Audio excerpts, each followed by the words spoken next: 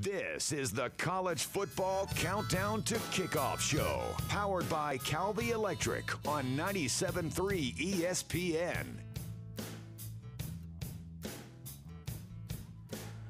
Welcome back to the College Football Countdown to Kickoff Show, powered by Calvi Electric on 97.3 ESPN. Pleased to be joined now. He's a college football writer for Sports Illustrated. Ross Dellenger is on the line. I'll go around the horn with a little college football. Ross, thanks for joining me this morning. No problem. So we'll hop right into it. I wanted to start with Ohio State. Urban Meyer is back on the sideline. Now, in your mind and what you know about this program, has anything really changed with Ohio State and the fact that Urban is now back on the sideline? And now that his suspension is over, are they just going to go about their business here, or are they trying to be a little bit more careful with Urban Meyer, at least in the media's eyes, for postgame? Well, I don't know. It'd be interesting to see kind of how they handle things post game. I mean, I think he gave the reporters an hour earlier this week in his main press conference, I believe, on Monday. So he had a whole hour to kind of answer everything. So I'm not sure, how much, I guess, longer they'll give him to the media. It'll be interesting to see. But I think we've learned something about Ohio State with Urban gone, and it's that it doesn't really matter who's head coach. They have great athletes, and they win. It seems like no matter what, and they had a pretty good test last week against TCU, and they passed it pretty easily. Sticking with Ohio State here, Nick Bosa, he's their star defensive end, could be a number 1 overall pick in the draft for all we know. He's got no timetable for his return due to his core muscle injury. He had surgery on it. How big of a loss is this for the Buckeyes, considering how dominant he is? Yeah, I mean it's pretty significant. Anytime any team loses, probably their best defensive player, there's a problem. There's a big hole to fill, and now you have to rely on a backup to kind of step up. But the thing about Ohio State is they can kind of outscore you. So if the defense is not playing well, or you got that hole in the defense because Nick's gone, they can score 50 points on you. And maybe not the best teams, but by the time they get to maybe the best teams, in December or whatnot, Nick probably will be back. But that's the thing about Ohio State, man, with Dwayne Haskins and them. They can score a lot of points. Now, I wanted to actually go to the story you wrote the other day about LSU kicker Cole Tracy. I mean, pretty fascinating considering he transferred from a D2 institution. With something like that, is there some kind of different feeling with LSU this year with Ed Orgeron, still as the head coach? I mean, they knocked off Auburn last week. It seems like everybody wants to say LSU. This is the year. This is the year they'll finally knock off Alabama again. But it seems like there really is a different feeling with LSU this year, is there not? Well, yeah, it does seem like every year it's been that. You hear it with Texas and you hear it with Miami and Michigan. Are they back? Is Texas back? And there's kind of that feeling here too. Is LSU back to the days of from 2001 to 2012? 11-12 stretch when LSU every year was getting 10 wins, and by mid-November was still in the race for a championship, and that hadn't happened in a while. It's been a while. So the LSU back talk is certainly something you hear around here.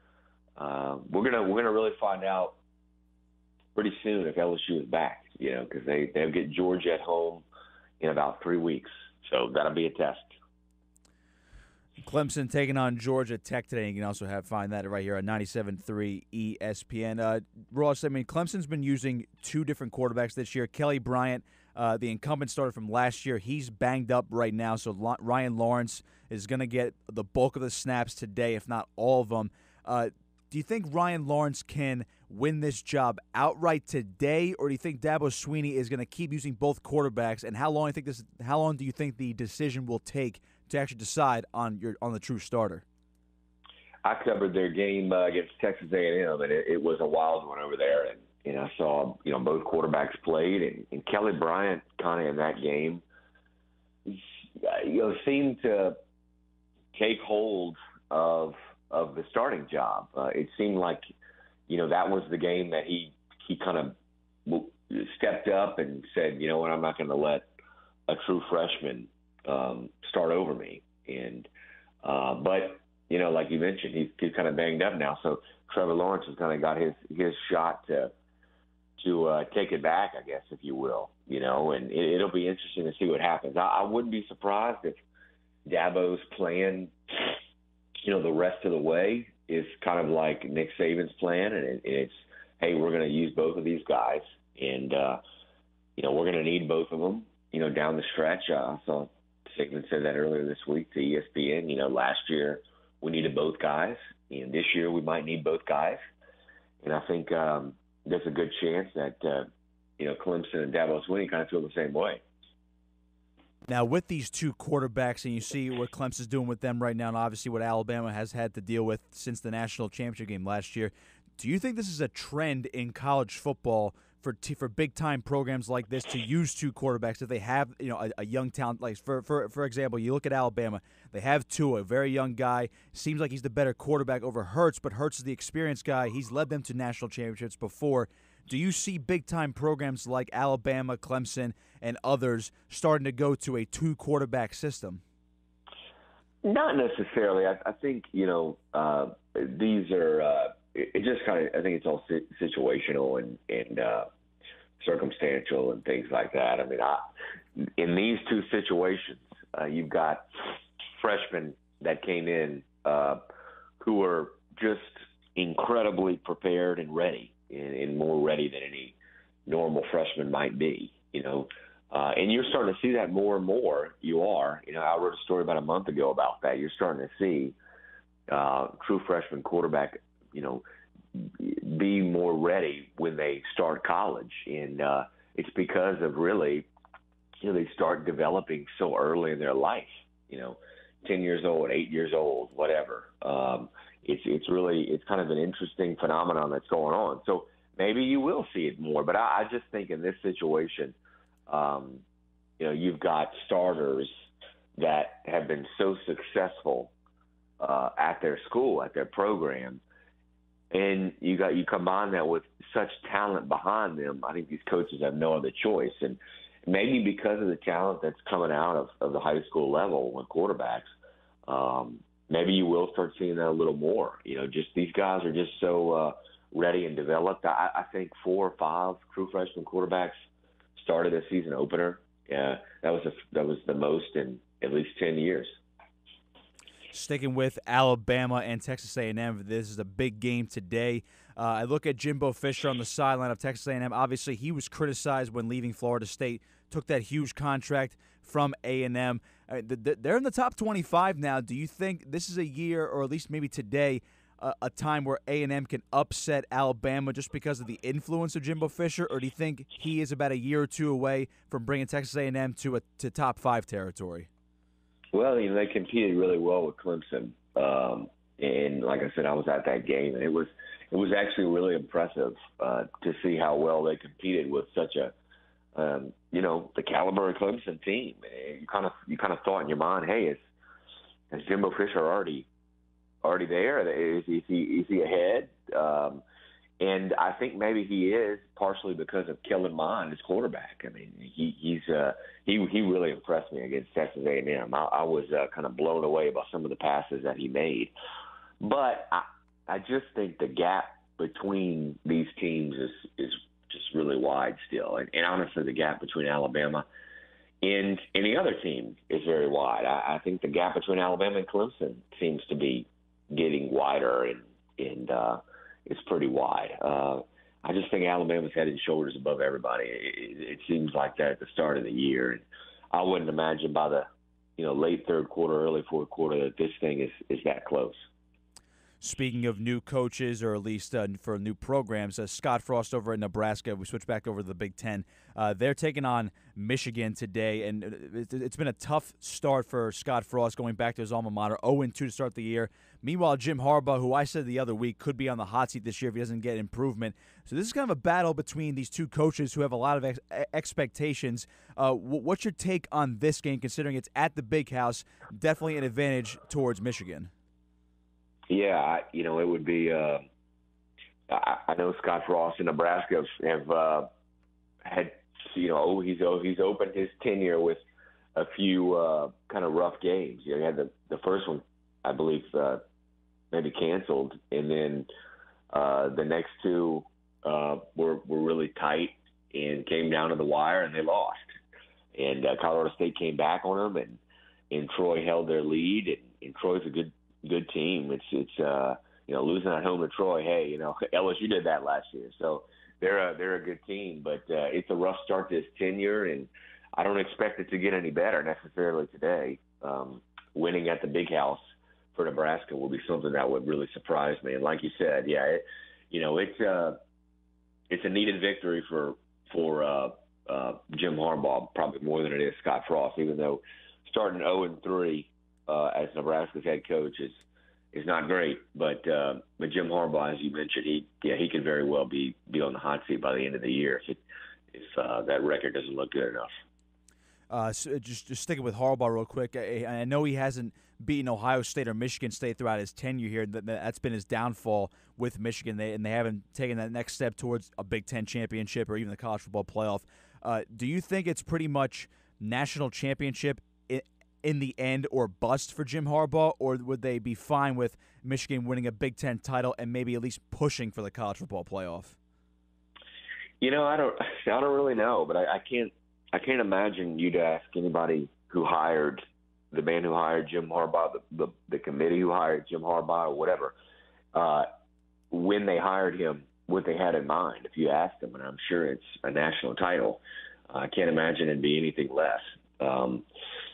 The thing is today in college football, there's a more probably level playing field than any other time. It's though I just mentioned how Alabama, I think, is head and shoulders above everybody. There's just more teams I feel like can win a national title than there were when Michigan was, back rolling, in the 60s, 70s, 80s when they were winning all their titles. It's just a different kind of sport. And I think that Jim Harbaugh is expected to win a national title, sure, but I think everybody understands it's a different time, and the big thing for him, man, is you mentioned it. You got to beat your rivals. We're talking about a national title, but you can't win a national title without beating some of these your rivals. And like Michigan State and Ohio State, you got to knock off these guys at some point, and maybe this is the year. There's a big Pac-12 showdown tonight between Stanford and Oregon. Obviously, the big names are Bryce Love, phenomenal running back, and Heisman candidate for Stanford. And I'm interested in seeing Oregon quarterback Justin Herbert. Who do you like in this one? And do you think both these guys could be represented in New York for the Heisman Trophy later this year? Yeah, I definitely do. And this is a tough one. It was a tough one to pick straight up. I just, you like Oregon at home with the quarterback and in that offense and what they're doing there. But, man, Stanford is just under David Shaw and with the running back Bryce Love, and I know he's not completely healthy, or he maybe says he is, but maybe he's not really there yet. You got him, and it was a tough one to pick. I ended up picking Stanford to win on the road just because Stanford's just always solid and consistent, man. They kind of plug along, they plod along, and I could see them keeping it a type of game that they like to play, 21-14 or 17-14 or something like that. If it gets up to the 30s, you probably give a nod to Oregon because that's the game certainly they like to play.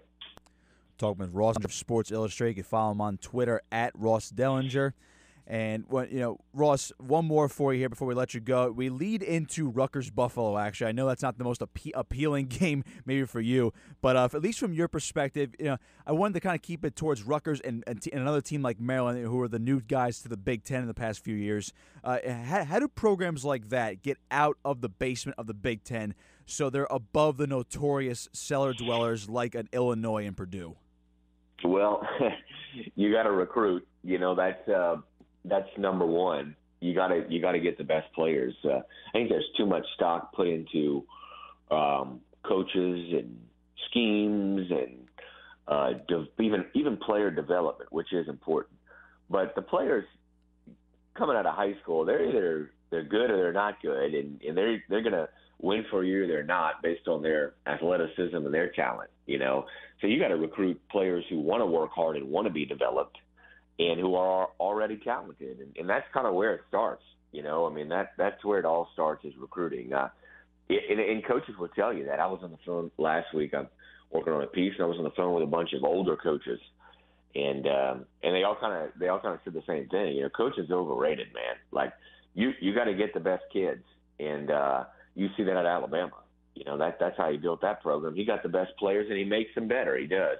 He develops them, but he gets the best players, and he gets players who want to be developed. So that's where they have to start over there. Great stuff, Ross. I appreciate you coming on this morning, and we look forward to hopefully talking to you soon again. All right. Thanks, y'all. All right. That was Ross Dellenger of Sports Illustrated. Again, you can follow him on Twitter at Ross Dellenger. It's RossDellenger.